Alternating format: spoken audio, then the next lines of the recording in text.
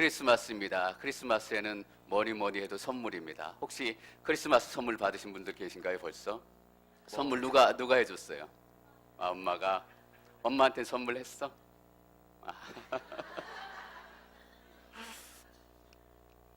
여러 가지 선물들을 우리가 주고받습니다. 어떤 선물들을 좋아하나 제가 리스트를 한번 찾아보니까 아이패드, 아이폰, 게임기, 여자분들은 가방 뭐 이런 거더라고요. 어느 시카고에 있는 신문사에서 내 인생의 기억에 가장 남는 크리스마스 선물을 한번 얘기해 주십시오라고 기사를 응모했습니다. 근데 여러분들이 이렇게 원고를 써주셔서 그 내용들을 읽어봤는데 뭐 여러 가지 선물도 있고 여러 가지 아픔 중에 하나님께 주셨던 그런 은혜들 또 함께했던 그런 것들이 기록되어 있었는데 70 대신 한 분이 글을 쓰셨는데 제 마음에 좀 남습니다. 모든 선물들이 다 귀하지만 이만큼 살고 보니까 가족들이 함께 이 크리스마스를 보낼 수 있다는 것만큼 더 큰 선물이 없는 것 같다라는 거예요. 그래서 그분은 그때 이후로 매번 크리스마스가 내 인생의 마지막 크리스마스일지도 모르겠다라는 마음으로 그 크리스마스를 지낸다라는 거예요. 인생의 마지막이라고 생각하니까 가족들과 함께 사랑하는 사람들과 함께 있는 것만큼 더 큰 선물이 어디 있겠습니까? 어쨌든 우리는 크리스마스에 여러 가지 선물을 나눕니다. 비싸기도 하고 싸기도 하고. 근데 우리가 크리스마스에 선물을 나누는 진짜 의미를 우리가 잊지 말아야 할 거예요. 왜 우리가 크리스마스 때 선물을 나누게 됐냐 하면 크리스마스에 선물을 나누는 과정에서 진짜 우리 인생의 선물이 뭔지 기억하려고 하는 거예요. 그냥 게임기를 주고 핸드폰을 주고 이게 기쁜 것이 아니라 게임기를 받고 핸드폰을 갖고 때로는 사랑하는 사람들과 함께 지내면서 내 인생의 진짜 가장 소중한 선물이 무엇일까? 내가 받아야 될 선물이 무엇일까? 이것들을 기억하는 시간이에요. 그래서 죄송하지만 작년부터 이제 여러분들에게 부탁드린 게 있어요. 저희 목회자들 노 목사님이나 저나 크리스마스 선물을 주시지 말아달라고 부탁을 드렸어요. 혹시 이런 말씀드리면 혹시나 오해할까봐 조심스러워가지고 얘기 안 하려고 하는데 선물하라는 얘기 아닌가? 아니에요. 저를 그렇게 나쁜 사람으로 보시면 안 돼요. 저에게 주실 선물 또 노 목사님에게 주실 선물을 준비하셔서 저에게 주시지 마시고 지금 예수 그리스도의 사랑, 하나님의 사랑이 필요한 사람들에게 전달해 주십사 하는 마음이에요. 그래서 진짜 선물의 의미가 뭔가 그 과정을 통해서 크리스마스 때 우리가 선물을 나누는 진짜 의미가 뭔가라는 것을 우리도 알고 선물을 받으시는 분들도 함께 나눌 수 있었으면 좋겠어요. 여러분, 우리가 받을 진짜 선물은 무엇입니까? 오늘 1장 21절 말씀에서 그 선물에 대해서 얘기합니다. 21절 말씀 저희가 함께 읽겠습니다. 21절 다시 시작.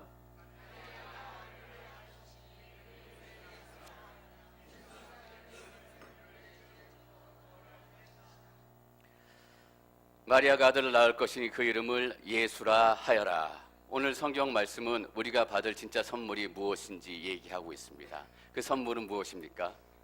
예수입니다. 여러분, 예수라는 말을 들으면 어떤 이미지가 제일 먼저 떠오르세요? 십자가에 달리신 예수. 제가 예수님을 만났을 때 그 시간이 기억이 나요. 너무나 아팠고 너무나 힘들었고 예수님 아니면 살아갈 수 없는 그 시간 속에서 예수님께서 저를 먼저 찾아오셨어요. 십자가에 달리신 예수님, 십자가에 달리셔서 피눈물을 흘리시는 그 예수님이 제가 처음 만난 예수님이에요. 근데 역사를 보니까 많은 사람들이 예수님, 자기가 만난 예수님을 그림으로 많이 표현을 했어요. 어떤 그림으로 표현했을까? 오늘 여러분들하고 잠깐 예수님의 얼굴을 나누고 싶어요. 그림을 한번 띄워주시면 좋겠습니다.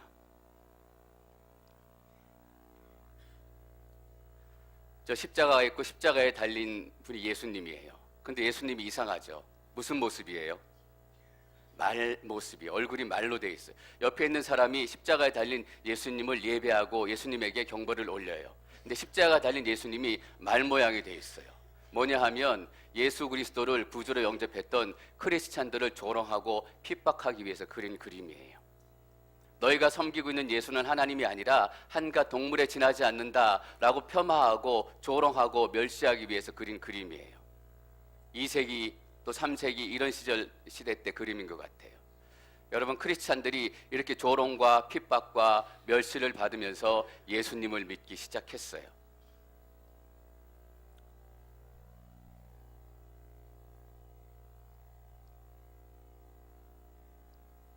좀 넘겨주시겠어요? 안 넘어가네.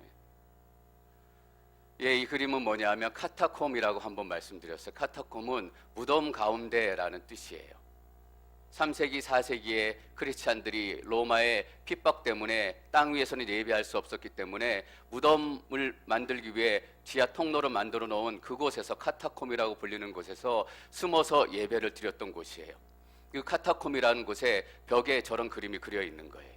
여러분 무슨 그림 같으세요?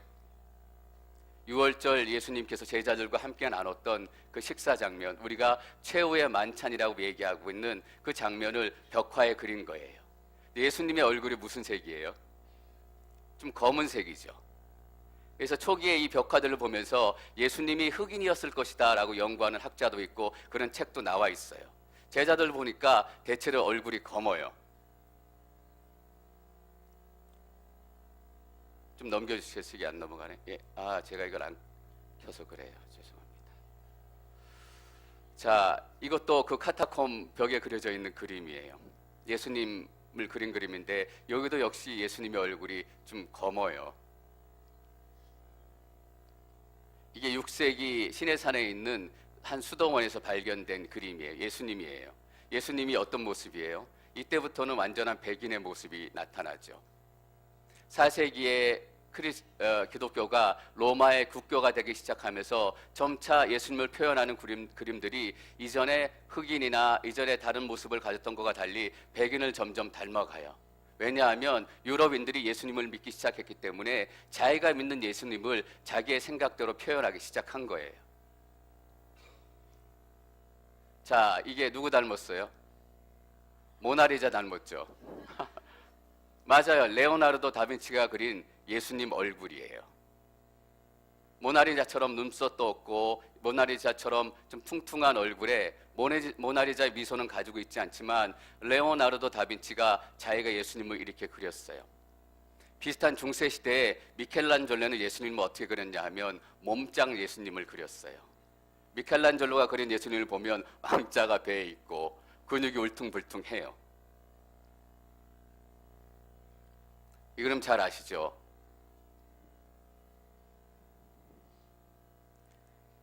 계시록 3장 20절에 보면 이렇게 기록이 되어 있습니다. 내가 문 밖에 서서 두드리노니 누구든지 내 음성을 듣고 문을 열면 내가 그에게로 들어가 그와 더불어 먹고 그는 나와 더불어 먹으리라.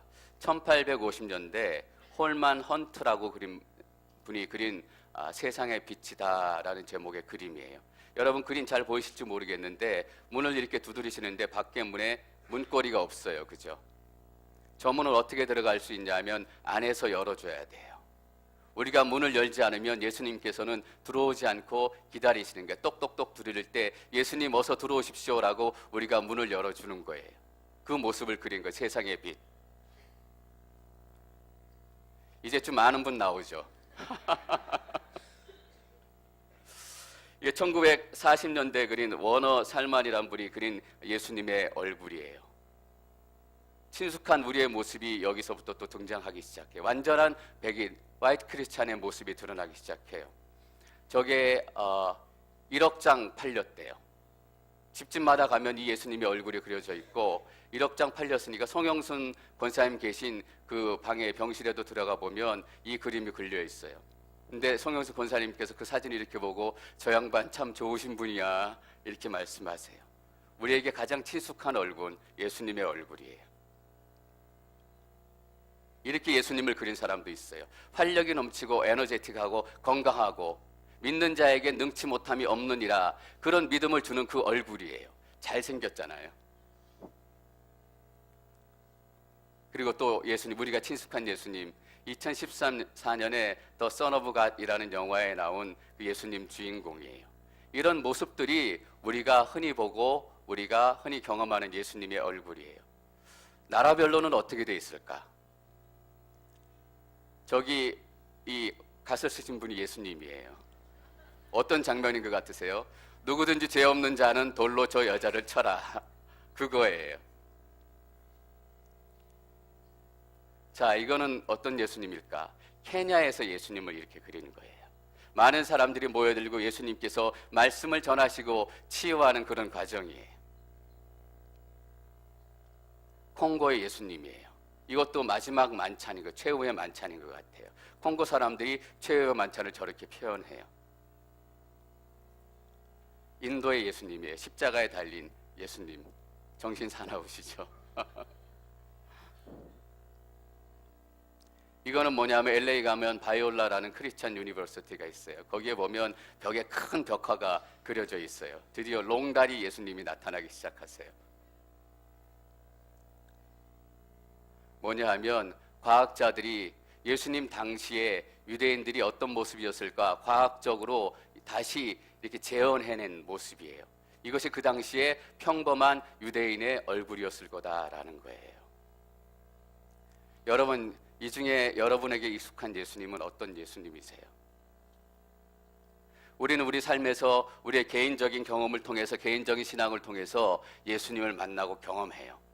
지금 시대를 통해서 또 나라를 통해서 각자들 만난 예수님을 자기의 느낌과 감정과 문화를 통해서 다 표현하고 그렸어요. 놀랍게도 비슷한 얼굴이 별로 없는 거예요. 내가 만난 예수님이다라는 측면에서는 다 예수님이에요. 근데 여러분, 우리가 상상으로 지어놓은 예수님이다라는 측면에서는 이 중에 어느 것도 예수님이 아니에요. 천국에 가서 여러분들이 예수님을 만나실 때 헷갈리실 거잖아요. 콩고의 예수님을 찾을 건가? 갓을 쓴 예수님을 찾을 건가?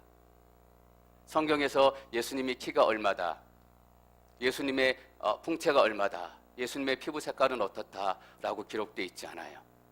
그것들은 기록되어 있지 않지만 우리가 예수님의 겉모습은 다 추측할 수 없지만 잊지 말아야 될 놀라운 사실 하나가 우리 가운데 있다라는 거예요. 그것이 오늘 우리가 읽은 마태복음 1장 21절 말씀이에요. 1장 21절 말씀을 다시 한번 읽겠습니다. 21장 1절 시작.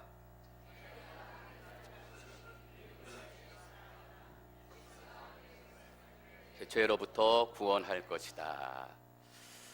우리가 21절에서 알 수 있는 첫 번째 예수님, 아들이었다라는 거예요. 예수님은 아들로 태어나셨어요. 작은 아이로 태어나셨고, 두 번째 알 수 있는 것은 그 이름을 예수라 하여라. 하나님께 천사를 통해서 말씀해 주시는 거예요. 너의 마음대로 장명소 가서 예수라고 이름을 지어라 라고 하신 것이 아니라 예수라고 이름을 붙여라 라고 하나님께서 이름을 부어주신 거예요. 제가 보니까 2017년 미국에서 가장 유행했던 아기 이름 찾아왔어요. 여자 경우에는 엠마, 올리비아, 아바, 이사벨라, 이것들이 가장 유명했던 아기들의 이름이래요. 남자들은 뭐냐면 해리, 올리버, 잭슨, 노아, 이런 이름이에요. 사람들이 유행에 따라서 또 패션에 따라서 문화의 변화에 따라서 이름을 바꿔 지어요. 근데 예수님은 당시에 예수라는 이름을 가진 사람들이 많았어요. 그렇기 때문에 태어난 아이를 예수라, 또 유행을 따라서 붙이라고 말씀하신 것이 아니라 하나님께서 특별한 의미와 계획을 가지고 예수라고 불러라 라고 이름을 붙여주신 거예요. 여러분, 우리가 무엇을 깨닫게 돼요? 예수님께서 이 땅에 오신 것은 하나님의 계획이다라는 거예요. 우연히 요셉과 마리아가 결혼해서 낳은 아들이 아니라 하나님께서 창세전부터 계획하셔서 그 계획을 가지고 이 땅에 보내주신 하나님의 아들이다라는 거예요. 여러분, 예수님의 계획은 무엇이었어요? 하나님께서 예수님 인생 안에 두신 계획은 무엇이었을까요? 죽는 거였어요. 예수님은 십자가에 못 박히기 위해서 태어났어요. 여러분, 우리가 살면서 아프기도 하고 어려운 시간을 보내기도 하고 나이가 들면 죽어요. 그러나 아프기 위해서 태어나는 사람은 없어요. 고통받기 위해서 태어나는 사람은 없어요. 우리가 살면서 여러 가지 어려운 일을 만나면 눈물을 흘릴 때가 많아요. 그러나 눈물을 흘리기 위해서 이 땅에 태어나는 사람은 없다는 거예요. 예수님께서는 눈물을 흘리기 위해서 태어나셨고, 고통당하기 위해 태어나셨고, 죽임 당하기 위해서 태어나셨다라는 거예요.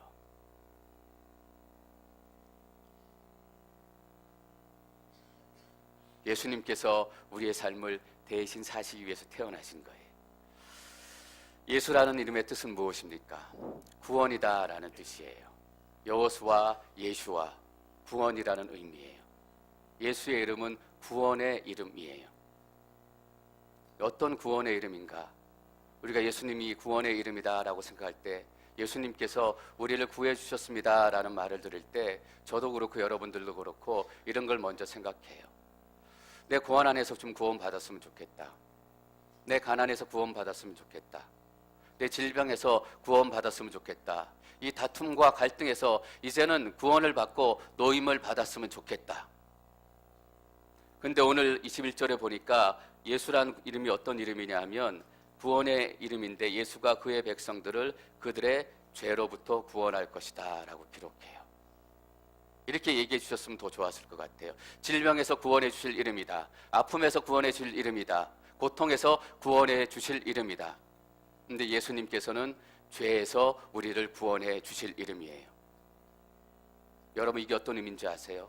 죄가 우리 삶의 고통의 시작이기 때문이에요. 우리 질병의 시작이기 때문이에요. 여러분 에덴 동산에 있었던 아담과 하와는 아프지 않았어요. 고통스럽지 않았고 눈물 흘리지 않았어요. 근데 죄가 들어온 이후에 그 몸이 아프기 시작하고 그 몸이 썩기 시작하고 그 삶이 고통스럽기 시작한 거예요.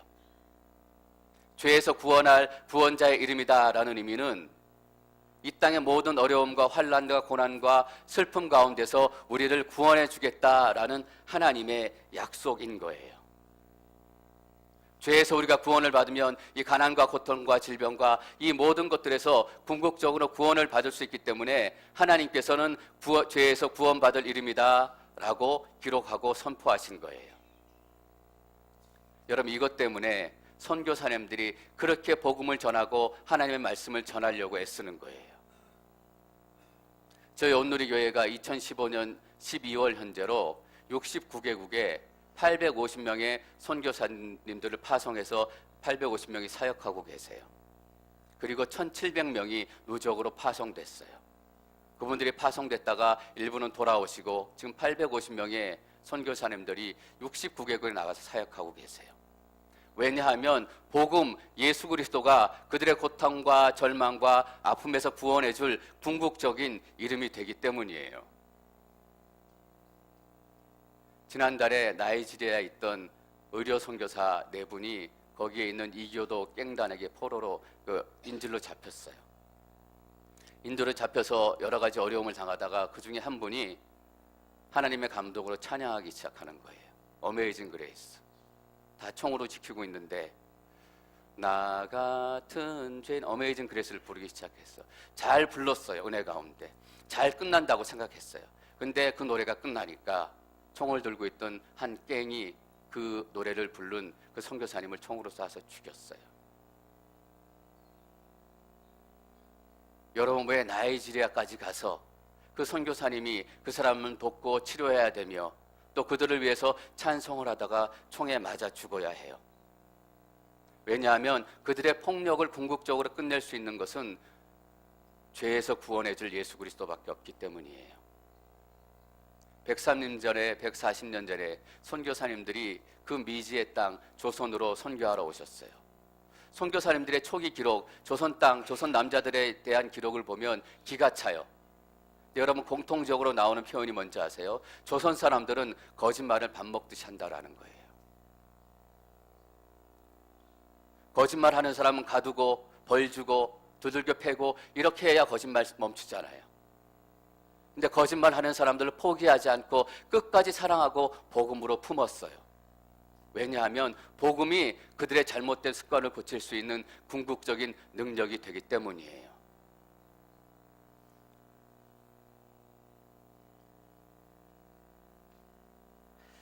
예수님께서 죄에서 우리를 구원해 주기 위해서 이 땅에 오셨어요.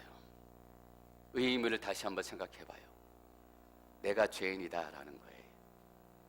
내가 죄인이기 때문에 내가 죄인이 아니면 예수님께서 죄에서 구원해 주시려 이 땅에 오실 필요가 없었어요. 여러분이 다 멀쩡한 척 있어 봐야 다 소용없어요. 깨끗한 척하고 살아봐야 다 소용없는 거예요.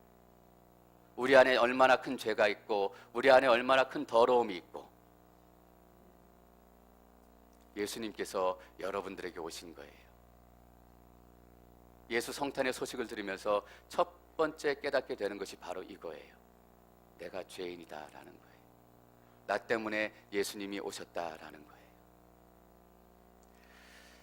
23절에 보면 예수님의 다른 이름을 하나 더 소개해요.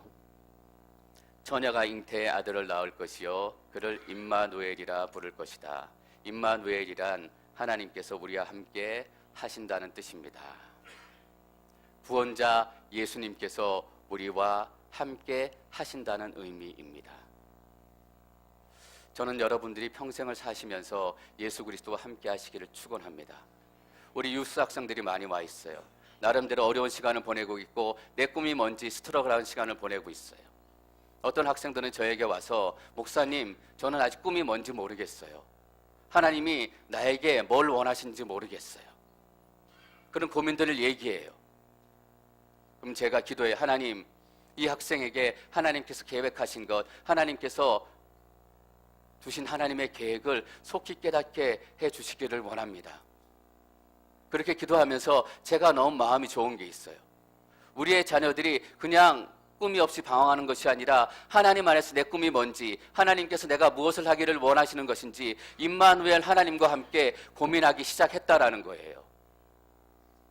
하나님이 주신 비전 10대 올 수도 있어요. 20대 올 수도 있어요. 저는 하나님께 주신 비전이 40대에 찾아왔어요.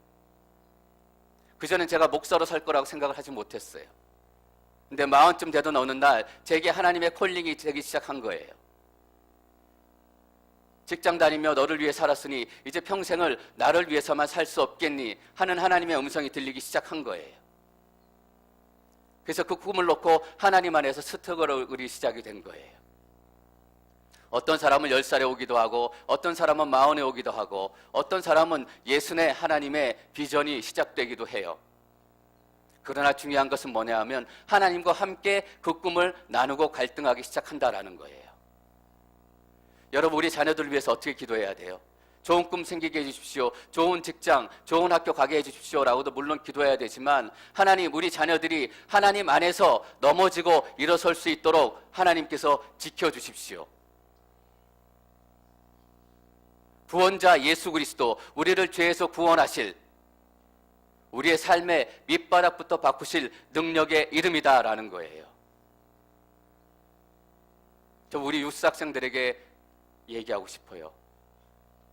그 어떤 것보다 예수님 믿고 사세요. 그 어떤 것보다 예수님 중심으로 사세요. 학교에서 어떤 일들이 벌어지고 있는지 들을 때마다 깜짝깜짝 놀래잖아요. 근데 우리의 자녀들이 그런 고민 얘기하고 함께 기도하고 눈물 흘릴 때 예수님의 제자들이 예수님에게 물었어요. 예수님, 기도하고 싶은데 어떻게 기도하면 되겠습니까? 그래서 예수님께서 주기도문을 가르쳐 주셨어요. 근데 어떤 때에는 이렇게 기도하라고 예수님께서 가르쳐 주셨어요. 요한복음 14장 14절 말씀 함께 읽겠습니다. 14장 14절 시작. 그러면 내가 다 이루어 주겠다.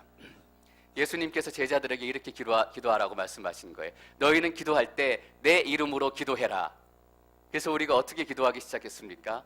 기도하는 끝에 예수님의 이름으로 기도합니다. 예수님의 이름으로 기도드립니다 라고 끝을 맺어요. 여러분, 이 의미가 뭘까요? 예수님의 이름으로 기도했습니다 라고 기도하는 의미가. 저희가 성경 한 구절 더 읽을까요? 고린도후서 1장 20절 말씀 읽습니다. 고린도후서 1장 20절 시작. 하나님의 약속은 그리스도 안에서 얼마든지 이해가 됩니다. 그러므로 우리는 그를 통해 아멘으로 하나님께 영광을 돌립니다. 하나님의 약속은, 하나님께서 우리의 삶에 주신 하나님의 약속은 그리스도 안에서, 예수 안에서, 예수의 이름 안에서 얼마든지 이해가 됩니다. 얼마든지라는 표현은 모두라는 거예요. 하나님이 약속하신 것 모두 하나님이 약속하실 때마다 예수 안에서, 예수 그리스도 이름 안에서 그것이 모두 이해가 됩니다. 이해가 된다는 건 뭐예요? 이루어진다라는 거예요. 하나님 우리에게 약속하신 모든 것들은 예수 그리스도 안에서 다 이루어진다라는 거예요. 우리가 예수님의 이름으로 기도드립니다 라고 기도하는 것은 어떤 거냐 하면, 애들 말로 표현하면 이거예요. 아빠, 나한테 장난감 사준다고 얘기했잖아. 이거예요. 예수 그리스도 안에 있으면 모든 것이 이해가 된다라고 말씀하셨잖아요. 그러니까 예수 그리스도 이름으로 기도하는 거예요. 아빠, 장난감 사주기로 했으니까 사줘, 이 얘기예요. 예수님의 이름으로 기도하면 다 들어주신다고 얘기했으니까 내가 지금 예수님의 이름으로 기도드려요. 그래서 이 예수님의 이름으로 기도합니다라는 이 표현을 어떤 학자는 어떻게 해석했냐면 이것은 하나님의 아멘이다라고 얘기해요. 하나님, 내가 기도드렸습니다라고 얘기하니까 하나님께서 아멘 하는 거예요. 아멘이 뭐예요? 맞다, 옳다, 이루어진다, 참이다라는 거예요. 예수님의 이름으로 기도드렸습니다라는 것은 하나님께서 아멘, 아멘, 너의 기도가 응답될 것이다, 너의 기도가 이루어질 것이다 라고 말씀하시는 거예요. 그거예요, 여러분. 남편에게, 아내에게, 아빠에게 조르잖아요. 반지 사준다고 약속했잖아. 아이폰 사준다고 약속했잖아. 제 딸한테 지겹도록 들었어요. 사주기도 하고 안 사주기도 하고. 근데 그 말 들을 때마다 가슴이 뜨끔한 거잖아요. 예수님의 이름으로 기도드립니다. 그러면 하나님께서 아멘 하신다라는 거예요. 우리가 거기서 기도 끝내지 않잖아요. 예수님의 이름으로 기도드립니다. 그리고 뭐해요? 아멘 하잖아요. 그 학자는 이렇게 얘기해요. 하나님께서 아멘 하시니까 그 아멘에 우리가 아멘 한다라는 거예요. 내가 들어줄게 하니까 우리가 예 맞습니다. 하나님께서 들어주실 것입니다. 그래서 이 기도 안에는 두 개의 아멘이 있는 거예요. 하나님의 아멘과 우리의 아멘. 여러분, 예수 그리스도의 이름 안에 이름 권세가 있다라는 거예요. 우리의 구원자가 되신 예수 그리스도의 이름, 우리의 구원자가 되신 예수 그리스도의 이름의 권세. 마리아가 아들을 낳을 것이니 그 이름을 예수라 하여라. 여러분, 예수라는 이름 만만하게 생각하지 마세요. 예수라는 이름을 믿기 시작하고 그 이름을 선포하기 시작하면 귀신이 떠나간다고요. 병들이 떠나간다고요. 내 인생을 묻고 있었던 절망들이 떠나간다고요. 왜냐하면 그 예수 그리스도의 이름이 우리의 인생의 밑바닥부터 다시 뒤집어 엎기 때문이에요. 가난을 벗어나려고 암만 노력해도 행복해져요? 아니에요. 많은 선물들을 주고받아요. 어떤 미국의 유명한 가수는 남편을 위해서 20억짜리 차를 사줬대요.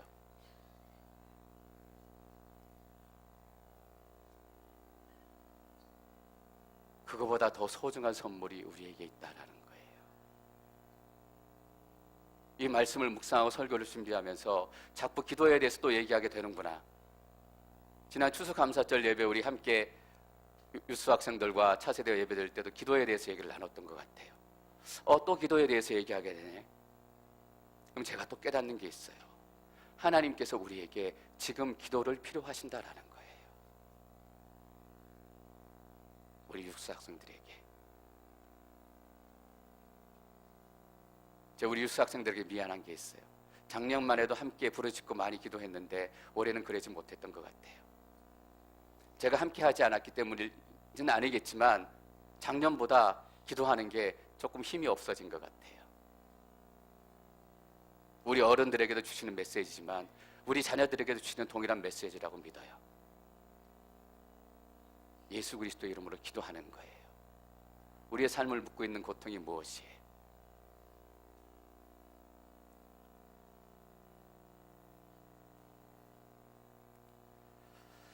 마리아가 아들을 낳을 것이니 그 이름을 예수라 하여라. 예수가 그의 백성을 그들의 죄로부터 구원할 것이다. 저는 예수 그리스도의 이름이 여러분의 인생과 우리 자녀들의 인생과 우리 교회를 완전히 바꾸게 될 줄 믿습니다.